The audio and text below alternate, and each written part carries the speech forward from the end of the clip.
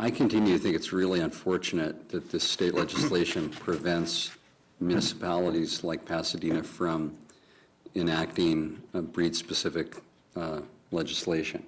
The data that we reviewed indicated that about half of the fatal dog bite cases, and there are a number of them every year in our country, about half of them are pit bull type breeds that are responsible.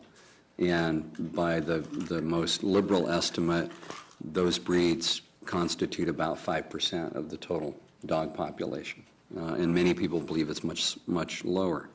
So from a policy perspective, there's just no reason to not regulate that risk, that disproportionate risk. And we've had in our own community, Steve mentioned the attack up in Antelope Valley, we've had in our own city bad pit bull attacks. And I think it's just a matter of time in our community when we're going to have a really, really bad episode, and it would be good to avoid that if we could. At the Public Safety Committee hearings, we talked about data that shows that approximately 4% of the dogs in the U.S. are pit bull breeds, and 50%, at least 50% of the fatal dog attacks on humans are caused by pit bull breeds. And there's just no sound public policy reason why a community like Pasadena shouldn't be allowed to ban such dangerous animals. And I'm tempted to say this is timely because 10 days ago in Colton, a 2-year-old boy was, and this is strong language, but this is why we're here, a 2-year-old boy was literally ripped apart by pit bulls and killed. A little time before that, there was an attack in Corona. There was another attack in Corona earlier this year, and a 60-year-old woman was killed. So, I mean, this is going to happen in Pasadena if we don't do something about it. We should also be pursuing in Sacramento a wake-up call to the state legislature so that local communities can decide whether or not they want to have these pit bulls that cause such a disproportionate share of fatal and severe injuries on humans.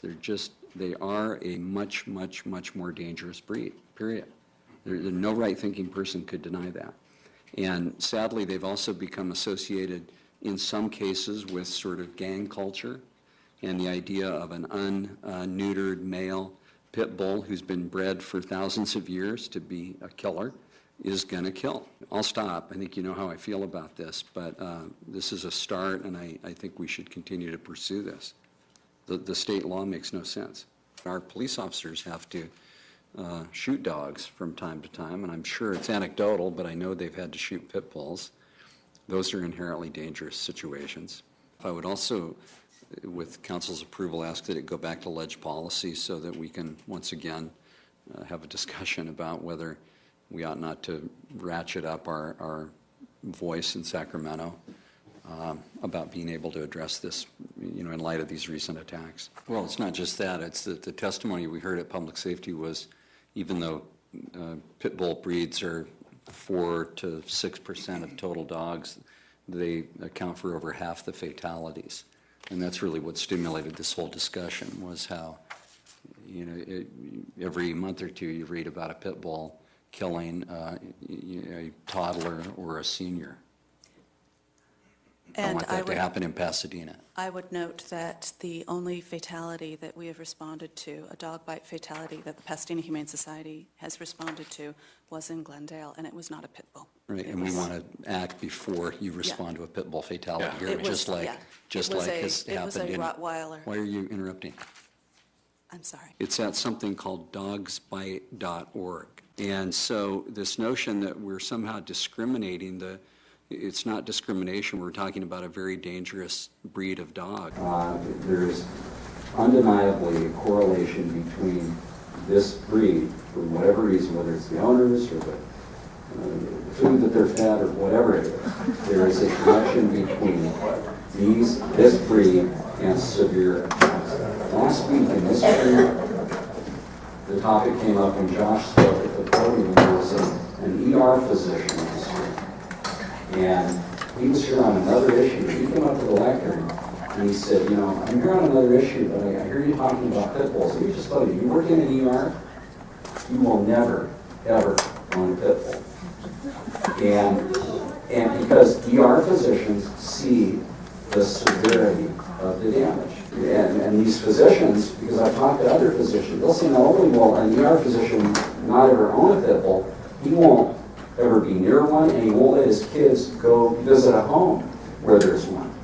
It's just undeniable that there is a correlation there. Now, I am told that under the state legislation that we're pretty much limited to taking an action based on overpopulation, not on the inherent dangerousness of this particular breed, which again, I believe is just undeniable. This is the real tragedy, is that we are euthanizing almost 3 times the number of pit bulls than we are any other breed.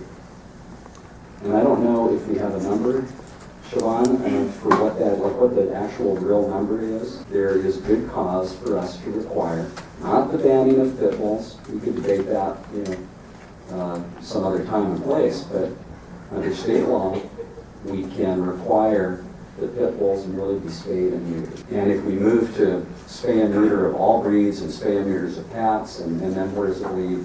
And we get all bollocksed up in it, and we're not taking any action at all. And I'm telling you, as sure as I sit here, there's going to be a severe attack.